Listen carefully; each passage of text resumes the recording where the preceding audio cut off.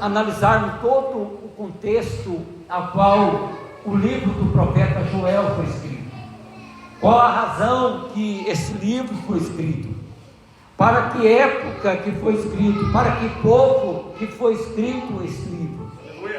Por causa de que o profeta, ele trouxe esta palavra ao povo de Israel, ao povo de Judá.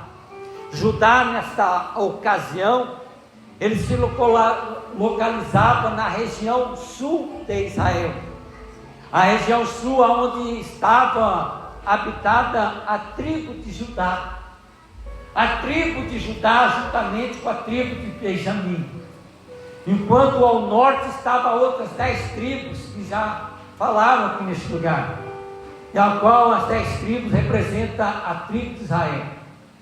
E o profeta Joel, ele foi levantado por Deus para trazer uma palavra justamente para a tribo de Judá, porque o contexto ao qual esse povo estava vivendo, ao qual o momento ao qual ele estava levando a sua vida, estava desagradando a Deus. Deus já estava ao ponto de fazer algo terrível para o povo de Israel.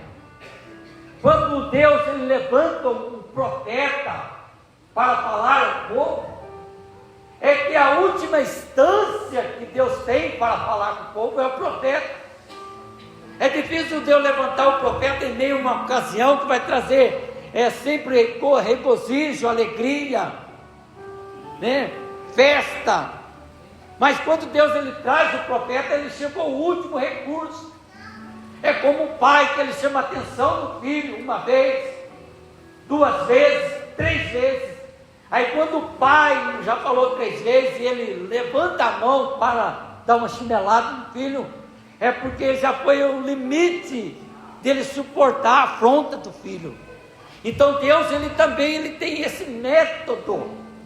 Deus ele também tem aquele método de esperar, de Deus deixar, quem sabe, você, nós desperta na situação ou no quadro que nós estamos vivendo, e volte-se para Deus e passamos a ter intimidade com Deus. Então Deus vai deixando, as coisas vão acontecendo, nós vamos servindo a Deus, mas quando deixa chegar o momento que Deus diz, ó, basta, aí Deus aperta, aí Deus coça, aí Deus chama para si uma intimidade, mas não é uma intimidade de adoração, não, é uma intimidade de choro, de clamor, de lamentação, porque é dentro desse momento que nós paramos mais para ouvir o que Deus tem para falar conosco, porque no momento de regozijo, no momento de festa, no momento de tranquilidade, de paz, nós não atentamos para a advertência de Deus,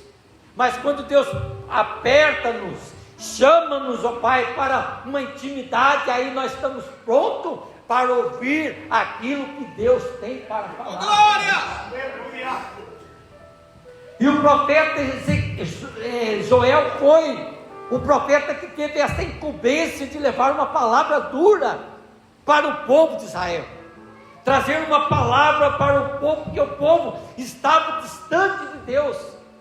Só para você ter ideia, quando o profeta Joel foi levado por Deus até profetizar ao povo, havia se passado 100 anos, aproximadamente 100 anos que o povo de Israel saiu do cativeiro da Babilônia, porque até então o povo de Israel havia sendo levado pelos babilônios e passou-se 70 anos cativo, preso lá na Babilônia, numa terra estranha, num povo estranho, num rei estranho, num povo onde adorava outros deuses, nos deuses pagões, um Deus que trazia combinações diante do próprio Deus. E o povo de Israel, ele vivia lá na sua terra, na sua pátria, e vivia regozijando, alegre, contente. Lá em Israel, já falei certa feita, aqui tinha o templo do Senhor, tinha um muro que cercava toda a cidade. O povo de Israel servia o Senhor, porque havia um templo, uma das 7 maravilhas do mundo antigo, e havia um templo que embelezava toda a cidade, e embelezava toda a circunvizinhança que tinha naquela época. A rainha de Sabá saiu da sua terra, atravessou toda a terra para visitar o templo de Salomão, porque ela ficou sabendo da glória que havia no templo. Então o templo diante do povo de Israel estava diante dos seus olhos, mas o que o povo começou a fazer? Tinha tudo para servir ao Senhor, porque o templo estava pronto. Aleluia. O templo era revestido de ouro. Aleluia. Os utensílios de dentro da casa do Senhor, as taças, era toda de ouro. O candelabro de ouro. Aleluia. A arca, que representava a presença de Deus, estava no lugar santo dos santos, que o povo se humilhava diante de Deus, ia lá buscar a presença de Deus. Mas nesses dias, nos dias do profeta Ageu, melhor dizendo, nos dias que eles deveriam buscar a presença de Deus, eles não ligaram, eles rejeitaram de buscar a Deus. Eles iam para outros lugares, deixavam o momento de buscar a presença de Deus, saía das suas casas, iam fazer outras coisas, mas não ia para o templo. E Deus levantava profetas, Deus levantava homens para alertar, para abrir os olhos deles, mas eles entravam por um lado e saíam para o outro. Eles não ligaram, viraram as costas para o templo de Deus. E Deus chamava os profetas, e dentre os profetas que Deus chamava, Deus chamou o profeta Jeremias. Jeremias foi o homem que ele viu com próprios olhos a destruição do povo de Israel, a destruição da cidade de Israel. O Jeremias, ele viu a destruição do templo, que era grande, maravilhoso, bonito. O próprio Jeremias assistiu à derrota do povo de Israel. Porque Jeremias, no seu livro, ele foi impulsionado por Deus para trazer um despertamento do povo, para que o povo voltasse a buscar a Deus, para que as abominações do povo, os prazeres do povo, ele rejeitasse e virasse o seu rosto para Deus e invocasse em espírito e verdade. Mas o povo rejeitou, mas o povo não ligou. Mas o povo preferiu sair por outros cantos, passear por outros lugares. E Deus então permitiu que os babilônios chegassem, os caldeus chegassem, invadissem a Jerusalém e levassem o povo cativo. E levou o povo cativo, segundo a profecia do próprio Jeremias, que eles iam ser escravos em terra estranha, e por 70 anos eles ficaram ali. Mas Jeremias também profetizou: olha, após os 70 anos, vai levantar um rei, e esse rei vai abaixar o decreto, e vai levar você de volta à sua pátria, à sua casa, e vocês vão de novo reconstruir as suas casas, vocês de novo vão reconstruir os seus bens, vocês de novo vão reconstruir o templo que foi derribado, vocês vão ter um momento de adoração a Deus, porque vocês vão voltar. Então o povo ficou naquela expectativa, que quando completasse os anos, provavelmente vão regressar para a minha pátria, para a minha casa. Aleluia. Eu quero levar você a pensar comigo nesta noite, igreja. Aleluia. Você imagina aquele povo preso, cativo, e pensando quando eles tinham o momento de buscar a Deus, quando eles tinham o dia para buscar a presença de Deus na casa de Deus, eles não valorizaram aquele momento. Eles desprezaram aquele momento que eles podiam ir todos os dias. Ele podia ir de quarta, podia ir de sexta, podia ir do domingo, mas eles rejeitaram. E quando eles estavam lá na Babilônia, eles começaram a lembrar: olha, quanta oportunidade eu tive de ir para a casa de Deus, quantas oportunidades eu poderia ter ido, e eu não fui, eu desprezei. Eu preferi ir para outro lugar, para o shopping, para a praça, comer lanche, sair para um lugar, sair para o outro, ir para a família, para o aniversário, para casamento. Eu tive a oportunidade, mas eu deixei para buscar outras coisas. E aquele povo chorava, aquele povo ficava triste, dolorido. Você imagina, você que nasceu aqui em Mojimirim, vamos supor, em toda a sua vida aqui em Mojimirim, alguém vem aqui, pega você e leva para outro país, bem distante, e você fica lá 70 anos, e você começa a lembrar quantas vezes eu podia estar lá na casa de Deus, lá na igreja com o pastor Ezequiel, com a irmã Vanessa dirige. Quantas vezes eu deixei de ir lá para ir outros lugares. Agora eu estou aqui distante, eu não posso adorar a Deus, eu não posso louvar, não posso cantar, eu não posso fazer nada, porque aqui estou como escravo, aqui eu estou como servo, escravo, preso nesse lugar. E o povo então começa a lamentar, a chorar. Mas Deus tinha dado uma profecia: olha, passados os 70 anos, vai nascer um homem, ele vai dar a carta de alforria para vocês voltar para Jerusalém. E passou-se então 70 anos. Levanta um homem chamado Zorobabel, filho de Salatiel, pega uma leva de judeus que estavam lá na Babilônia, leva embora a pé. 6 meses demoraram a pé para chegar lá em Jerusalém. A primeira leva.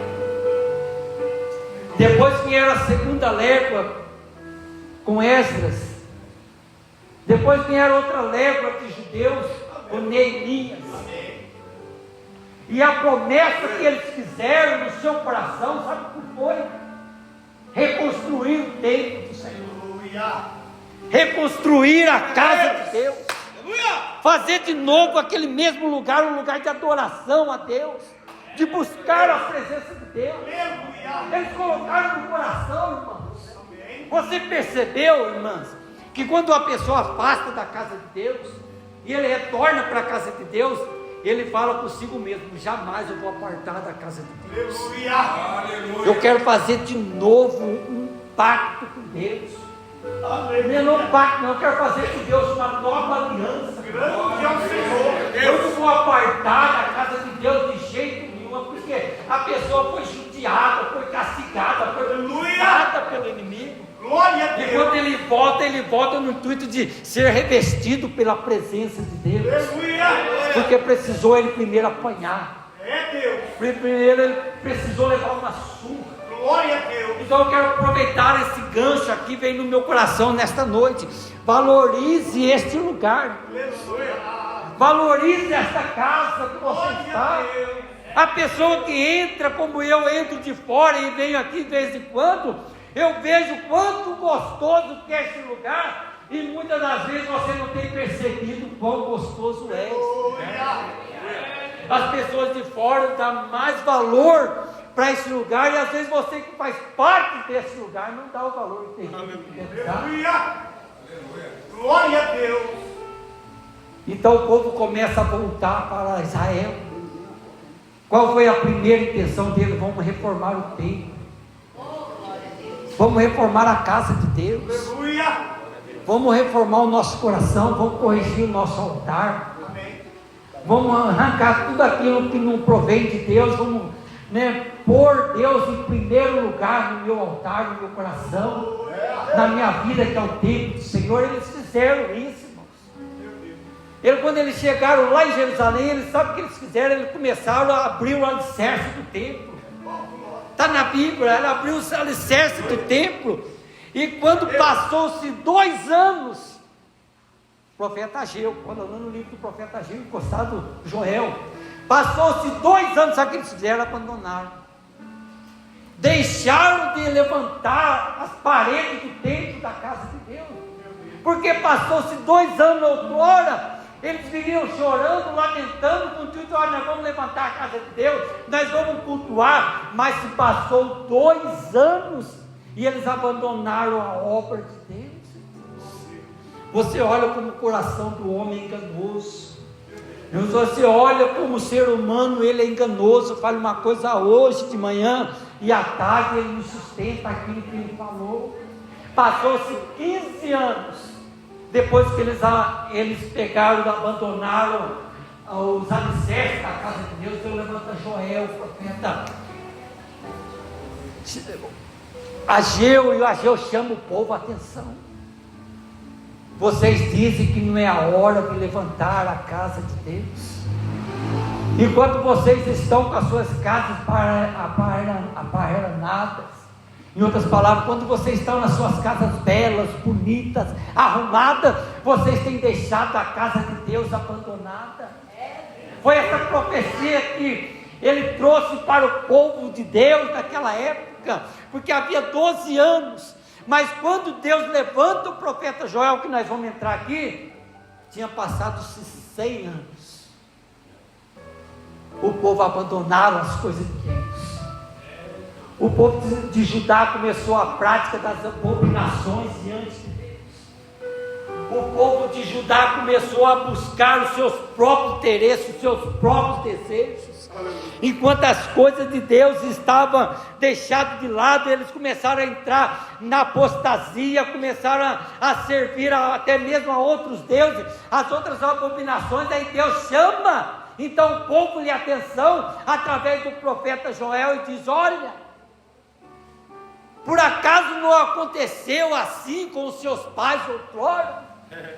Deus, aleluia. E é da mesma forma vai acontecer com vocês, porque o profeta Joel, ele teve uma visão dos gafanhotos, que os gafanhotos iam destruir aquele lugar, ia destruir aquela nação, aquele povo, porque o povo era desobediente, rebelde diante de Deus. E nós vamos entrar já direto nos gafanhotos. O texto que nós lemos falou de 4 gafanhotos. O primeiro gafanhoto que o profeta Joel, ele diz, o profeta é o cortador. Ele diz: olha, quando Deus mandou o primeiro gafanhoto cortador, tudo que sobrou do primeiro cortador, o gafanhoto migrador comeu. E tudo que sobrou do gafanhoto migrador, o destruidor comeu. Então, quando nós olhamos para o texto bíblico, nós começamos a olhar e ver que Deus trouxe aquela nuvem de gafanhotos para trazer um despertamento para aquele povo, o cortador.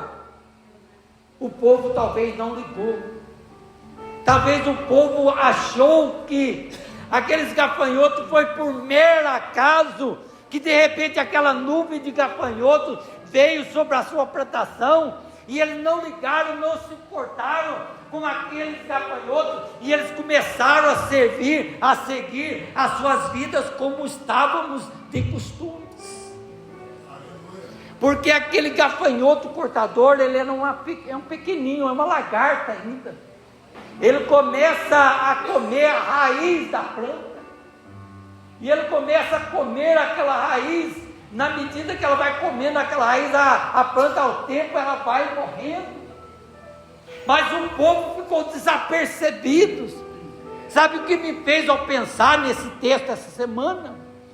Que às vezes nós estamos vivendo uma vida achando que muitas das vezes estamos verdadeiramente servindo a Deus. As coisas vêm, acontecem, vem de repente. O gafanhoto cortador começa a cortar alguma coisa da nossa vida e nós não percebemos, nós não damos conta, nós achamos que é assim mesmo e nós vivamos vivendo a vida. Muitas das vezes Deus traz primeiro um alerta para você. Às vezes Deus não chega de vez para destruir.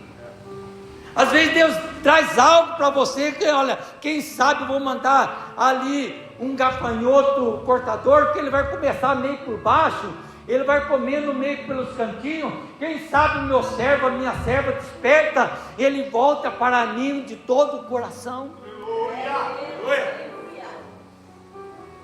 Mas muitas das vezes nós achamos que é assim mesmo. Uma perquinha para lá, outra perca para cá, isso é normal do ser humano. Mas é às vezes Deus mostrando para você, que você de repente observa as coisas, não está batendo, não está ajustando, você começa a notar: opa, alguma coisa estranha está se formando na minha casa. alguma nuvem escura está formando sobre o meu telhado, sobre a minha família, eu vou consultar a Deus para ver o que é isso que está acontecendo. Essa é a atitude nossa diante da diversidade da vida.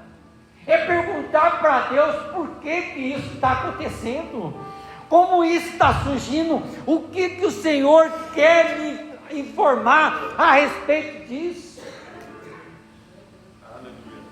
Mas às vezes a gente vai achando que é normal. Aí Deus ele começa então a trazer um novo gafanhoto, né? Um novo despertamento. Deus ele traz uma nova coisa para você, para que de repente você note, observa, opa, agora vai vir um migrador. Como o povo de Israel ficou desatento sobre aquele primeiro portador, Deus mandou o migrador. Daí veio o migrador, ele começou então a comer, a arrebentar a lavoura, a comida, o alimento, o trigo, e o povo ficou desatento. Ainda o povo ficou vivendo as suas próprias vidas como eram de costumes. E o que significa para nós o gafanhoto migrador? Sabe qual que é o tipo do gafanhoto migrador? Ele come uma coisinha aqui, depois ele sai dali, vai ali, come outra ali, depois ele come lá, vem outra cá. Então o migrador na nossa vida espiritual, muitas das vezes ele vai tirando uma coisinha daqui de nós, né? Depois ele tira outra coisinha lá daquele canto, às vezes ele tira lá do outro, vai tentando despistar a gente. Mas quando a gente para observar, a gente teve uma perca muito grande, porque não notou que ele foi tirando aqui, ele foi tirando lá e foi tirando por lá. Às vezes o migrador, que representa o inimigo, às vezes ele tenta tirar você da presença de Deus. Às vezes ele faz de tudo para tirar você da casa de Deus. Mas aí ele não consegue, sabe o que ele faz? Ele lutou com você aqui, então ele vai partir para outro lado, aquele migrador. Eu vou no esposo dela. Quem sabe eu consigo pôr umas coisas na cabeça dele e eu tiro ele, mas o esposo também está firme na rocha, ele vai para os filhos. Ele vai tirando aqui, vai tirando lá, quando menos espera, você vê a tragédia que está dentro de casa, porque você notou que o primeiro cortador começou a tirar alguma coisa, você deixou para lá. Veio o migrador, você em vez de buscar a presença de Deus, o porquê, o que o Senhor quer de mim, o que o Senhor tem fazer comigo, me ensina como eu lidar com essa situação. Muitas das vezes nós vamos achando que isso aí está tudo normal, né? Na vida minha está assim, na da irmã que eu conversei com ela está a mesma coisa. Ela, tudo que ela põe, né? Ela, essa semana queimou a geladeira, outro dia ela falou que queimou a geladeira, depois queimou o micro-ondas, o carro, ele vai dando defeito aqui, depois dá um defeito lá, e a pessoa vai ser normal, também o carro também tem 20 anos, é normal quebrar, né? Dá problema no carro, o micro-ondas também já está velho, a televisão já faz 5 anos que eu comprei, vai achando aquilo normal, mas às vezes é o gafanhoto, migrador que mexe aqui, mexe aqui lá, quanto menos espera, você perdeu muita coisa. Então aqui está um despertamento para nós, igreja. Quando você perceber que as coisas não estão alinhadas, não está dando certo, a primeira coisa que você faz é buscar a presença de Deus, é a orientação de Deus. Olha, na minha casa não estava acontecendo isso, por que está acontecendo agora? Senhor, me mostra onde que eu devo corrigir. Senhor, me mostra onde é a posição, aonde que eu devo me colocar. Senhor, aonde eu me deixo, aonde que o Senhor deixa que eu vá, para que eu possa restituir tudo isso, voltar novamente, sentir a tua presença. Essa é a atitude do servo de Deus. Daí vem a terceira praga, que a terceira praga é o devorador. Esse devorador, ele é perigoso. É aquele que a palavra já diz que devora tudo. Ele é tão sagaz que as plantas que ele devorava, até aquelas que caíam no chão, ele comia. Até aquelas que estavam perdidas, ele comia, porque a palavra já está dizendo, devorador, arranca tudo que tem. Então muitas das vezes Deus vai dando estágio para nós pegarmos espiritualmente e discernirmos, para que o gafanhoto devorador não alcance nossa vida. Quando ele alcançar nossa vida, pela desatenção nossa, aí ele devora tudo que tem em nossa volta. Ele tira tudo de nós. Ele não deixa nada. Até marquei aqui na prisão. Ele devora tudo. Sabe o que ele faz? Ele tira a sua casa, ele tira a sua família, ele tira o seu esposo, os filhos, os seus bens. Ele começa a devorar tudo que tem. Quanto menos espera o homem e a mulher, como diz o ditado aí fora, está na rua da amargura, por falta de atenção, por falta de não discernir as coisas de Deus. Nós estamos em batalha, nós estamos em luta, nós estamos em batalha espiritual, em luta espiritual. Não pense eu e você que nós viemos aqui para casa para prestar um culto de suprimento e vai ficar por isso. Não, o inimigo, ele fica 24 horas tentando fazer com que você pare e desanime. Ele abre muitas das vezes situações para tentar te parar, te barrar, te destruir. Quantas e quantas vezes você veio para a casa de Deus empurrado, irmãos? A vontade não era vir, mas Deus, pelo Espírito Santo de Deus, deu um empurrão em você. Você entrou por aquela porta, porque a vontade de nem vir você não era. Por quê? Era o devorador que estava tentando te parar. Meu Deus.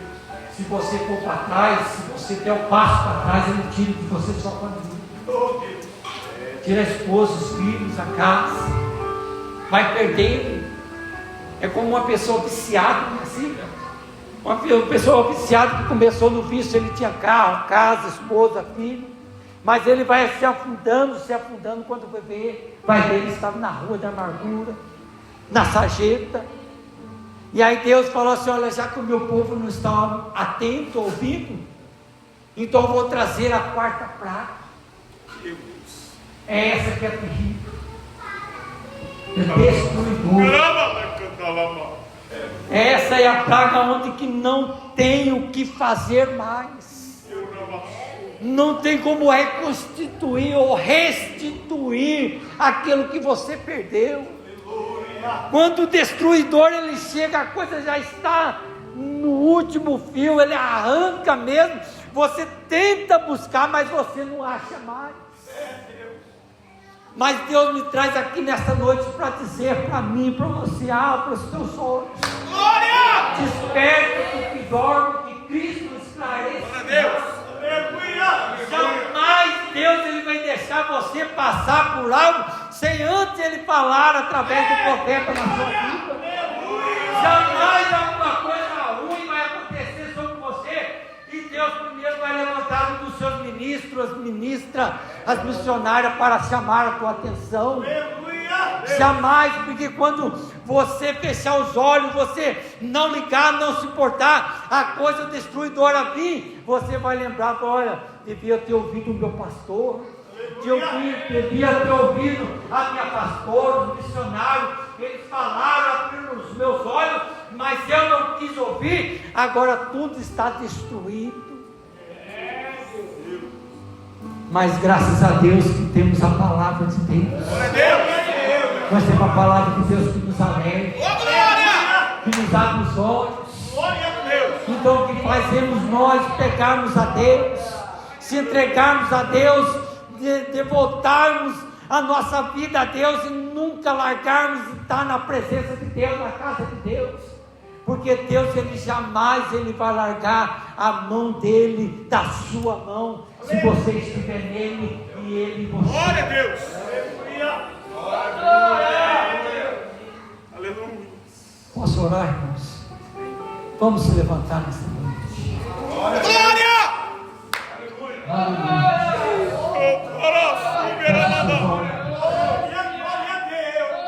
Oh Deus, aqui estamos nesta noite, Senhor. Estamos na tua casa, Pai. Guarda, Senhor, a minha vida, Senhor. Guarda o meu coração, Senhor. Que eu venha, Senhor, guardar esta palavra no meu coração, Senhor, para que eu não venha pecar contra ti, ó Pai. Oh Espírito Santo de Deus, que o Senhor, ó Pai, desperta-nos, ó Senhor. Que o Senhor, ó Pai, aviva os nossos corações, Senhor, para que sempre estejamos, ó Pai, na tua presença, ligado no Senhor. Que quando alguma das diversidades, Senhor, vier sobre nós tenhamos a humildade, Senhor, de buscar a tua presença, mas não para intimidá-la, Senhor, mas se humilhar na tua presença e pedir orientação do Senhor. Eu te peço nesta noite, abençoa a tua igreja, abençoa o teu povo, abençoa os pastores desta igreja, abençoa as esposas dos pastores, os ministros, missionárias, a tua igreja, em nome do Senhor Jesus Cristo. Derrama a bênção sobre eles, em nome do Pai, do Filho e do Espírito Santo. Amém, Jesus. Amém. Uma salva de palmas.